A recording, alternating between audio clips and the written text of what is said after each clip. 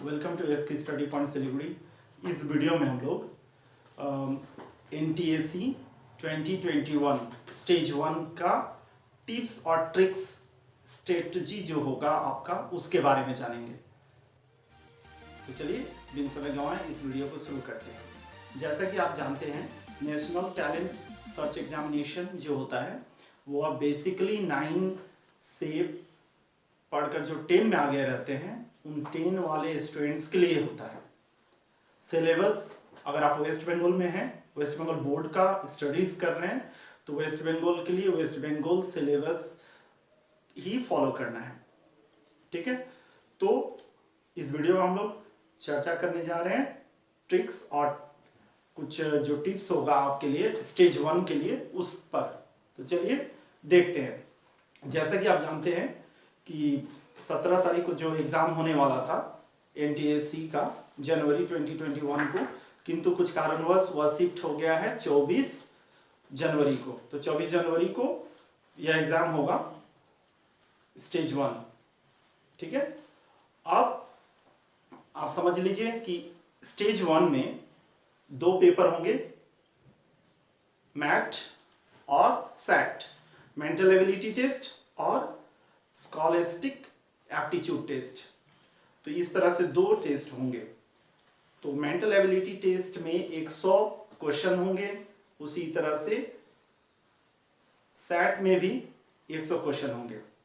Mental ability test जो होगा वह आपके पास में जो एग्जाम होगा उस एग्जाम में MCQ टाइप दोनों क्वेश्चन होंगे और 120 मिनट का एग्जाम होगा मैथ और 120 मिनट का भी सैट होगा। ठीक है, तो पूरा क्वेश्चंस कैसा होने वाला है, कैसा रहेगा, कितना टाइम रहेगा, ये सारे चीज आपको जानकारी हो गया है। तो देख लेते हैं सैट में कौन कौन सा, आप अपने स्क्रीन पर भी देख पा रहे होंगे। सैट में फिजिक्स, केमिस्ट्री, बायोलॉजी, मैथमेटिक्स और सोशल साइंस। सोशल साइंस में आपका हिस्ट्री और ज्योग्राफी रहेगा, इस पर बेस्ड किया हुआ क्वेश्चंस आपको मिलेंगे। ठीक है, अब मैट पे चर्चा करते हैं। और सैट के ऊपर में जब आप तैयारी कर रहे हैं उस समय ध्यान रखिएगा कि आप घर में बैठे बैठे कम से कम मॉक टेस्ट कम से कम एक जरूर कर लें, ताकि क्वेश्चन कैसा आए आपको पता चल जाए कि क्वेश्चन इस तरह का आ रहा है, मुझे इतना समय ले रहा है। टाइम फ्रेम, टाइमर लगा लगा के आप प्रैक्टिस करें। प्रीवियस ईयर्स का कम से कम 3 से लेकर 5 साल के क्वेश्चन पेपर को ले लीजिए और उसको प्रैक्टिस कीजिए, खुद प्रैक्टिस कीजिए, ताकि टाइम से आपको पता चल जाए कि कितना समय आपको लगता है। या जो भी टिप्स मैंने दिया या बिफोर द एग्जाम, मतलब एग्जाम के पहले आप इस तरह से तैयारी करते जाएं। अब नेक्स्ट आ जाता है कैसे करके आप एग्जाम जब शुरू होने वाला है तो एग्जाम में किस तरह से आप अपने आप को तैयार करके जाएं, किस तरह से आप तैयारी रखें एग्जाम हॉल में, और आपकी परफॉर्मेंस उस समय कैसे रहे यह निर्भर करता है कि आप उस समय अपना प्रेजेंस ऑफ माइंड किस तरह से दिखा पाते हैं। तो देखिए, मैट जो रहेगा, मैट में जो क्वेश्चंस रहते हैं वह किस प्रायोरिटी में आपको करना है। क्वेश्चंस तो रहेंगे आपके पास, 100 क्वेश्चन रहेंगे। ठीक है, मैट का आपको जो क्वेश्चन अटेम्प्ट करना है वह किस तरह से करना है उसको आपको चूज कर लेना है, how to attempt the questions. ठीक है, सारे क्वेश्चंस तो करने हैं किंतु किस क्वेश्चन को पहले करना है।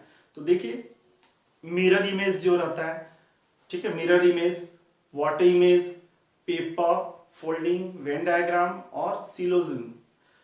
तो इन सब के ऊपर में जो क्वेश्चंस है, इन क्वेश्चंस को आप सबसे पहले अटेम्प्ट कीजिएगा। उसके बाद में ब्लड रिलेशन, रैंकिंग और डायरेक्शन टेस्ट के ऊपर में जो क्वेश्चन रहता है उन क्वेश्चंस को आप प्रैक्टिस कीजिए, सॉल्व कीजिए, कहने का मतलब है। उसके बाद नंबर सीरीज, एनालॉजी, क्लासिफिकेशंस के ऊपर में क्वेश्चन रहता है। तो इसको आप देखिए, कुछ क्वेश्चंस इसमें टफ रहते हैं तो आप इसको जंप करके दूसरे सेक्शन में चले जाइए जो होता है आपका पैराग्राफ बेस्ड क्वेश्चन। पैराग्राफ को कम से कम 2 से 3 बार आप पढ़ लीजिए और पढ़कर देख लीजिए, उसके बाद क्वेश्चन को अटेम्प्ट कीजिए। उसके बाद फिर तुरंत आप नंबर सीरीज या एनालॉजी या क्लासिफिकेशन में फिर चले जाइए। याद रखना है कि आपको 120 मिनट ही मिल रहा है, इसी 120 मिनट में आपको 100 क्वेश्चंस करने हैं। ठीक है, मेरी बात समझ में आ रही होगी। हम लोग चर्चा कर रहे हैं एनटीएससी एग्जाम के लिए किस तरह से आपको तैयारी करनी है। अगर अभी तक आप इसके स्टडी पॉइंट सिलीगुड़ी को सब्सक्राइब नहीं किया तो तुरंत सब्सक्राइब कर दीजिए, क्योंकि इसी तरह के इंफॉर्मेटिव इंफॉर्मेशन तो आपको मिलेंगे ही, साथ ही साथ आपको वेस्ट बंगाल बोर्ड के स्टडीज पर फोकस इसके स्टडी पॉइंट तो करता रहा है। नेक्स्ट अब हम लोग देखते हैं सेट। आप जानते हैं सेट कितना इंपॉर्टेंट है। उसके क्वेश्चन भी 120 मिनट में करने हैं, 100 क्वेश्चन है। और इसमें आपको याद रखना है कि आपको नंबर पाना है। नंबर पाने का ललक आप में होना चाहिए।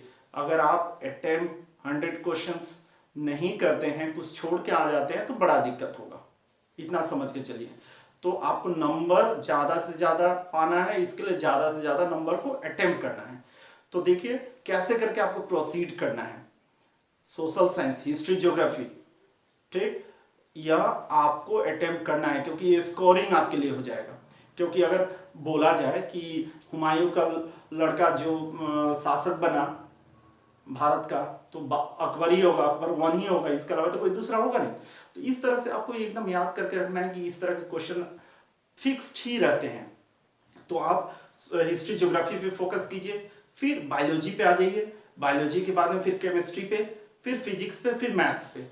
अब ऐसा नहीं है कि मैथ्स में आपकी कमांड अच्छी है तो मैथ्स आपका होगा ही, नहीं होगा ऐसी बात नहीं, किंतु वह जो मैथ्स अगर आप उसमें इन्वॉल्व हुए और वह समय खा गया आपका, तब आप कुछ क्वेश्चंस को अटेम्प्ट नहीं कर पाएंगे। इसीलिए बोला जा रहा है कि मैथ्स को आप बाद में टच कीजिए, क्योंकि पहले वाले जो है पढ़ेंगे।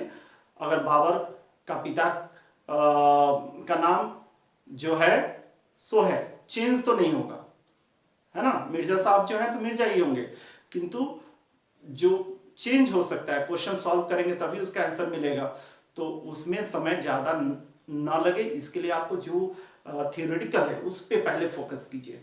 तो इसीलिए इस क्रम में मैं बोलना चाह रहा हूं कि पहले सोशल साइंस या हिस्ट्री ज्योग्राफी को टच कीजिए, फिर बायोलॉजी, फिर केमिस्ट्री, फिर फिजिक्स, फिर मैथ्स जो न्यूमेरिकल प्रॉब्लम होता है फिजिक्स में बहुत ही कम रहता है, तो इसीलिए फिजिक्स पे फोकस करके आपके समय को उतना वेस्ट नहीं कीजिएगा। बहुत ही कम फिजिक्स के न्यूमेरिकल्स आते हैं, तो तैयारी जब आप कर रहे हैं तो उस समय याद रखें कि फिजिक्स पर फोकस करना है, किंतु उतना न्यूमेरिकल को डीप स्टडी करने में समय ना गंवाएं।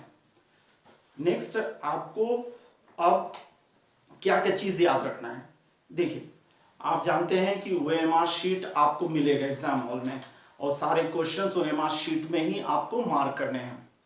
ओएमआर शीट में आप याद करके रखिएगा, उसमें state code, year code, centre code और सीरियल नंबर लिखने को रहता है। तो ओएमआर सीरियल नंबर जो है वो आप देखते हैं, उसको देखकर नोट डाउन कर लीजिए। स्टेट का कोड वहां पे लिखा हुआ रहेगा, तो उसको मार्क करना है। अपना नाम जो है ब्लैंक बॉक्स में लिखना है, ब्लैक पेन का यूज करना है, ठीक है।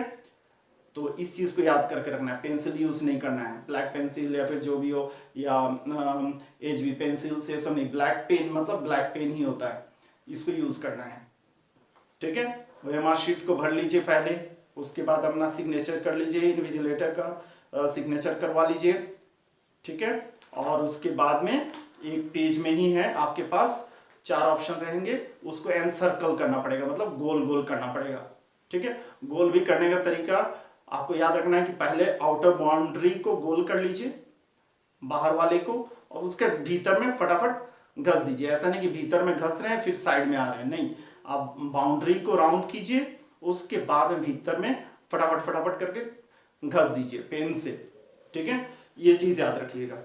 और याद रखना है कि ओएमआर शीट एक ही बार मिलेगा और एक ही रहेगा, इसीलिए कोई भी कंफ्यूजन हो तो ओएमआर शीट को आप एक्सचेंज नहीं कर सकते हैं, इसीलिए इसको एकदम सही से भरना है और एकदम ध्यान से भरना है।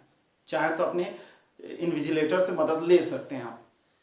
नेक्स्ट जो है, जो इंपॉर्टेंट चीज है कि नेगेटिव मार्किंग नहीं रहता है, तो भी आप इंस्ट्रक्शन जो भी दिया जाए उसको केयरफुली थोड़ा पढ़ लीजिएगा, देख लीजिएगा। इसीलिए कोई भी क्वेश्चन नहीं छोड़ना है और सारा क्वेश्चन अटेम्प्ट करके ही आना है। Thank you very much for watching us. It is की स्टडी पॉइंट सिलीगुड़ी।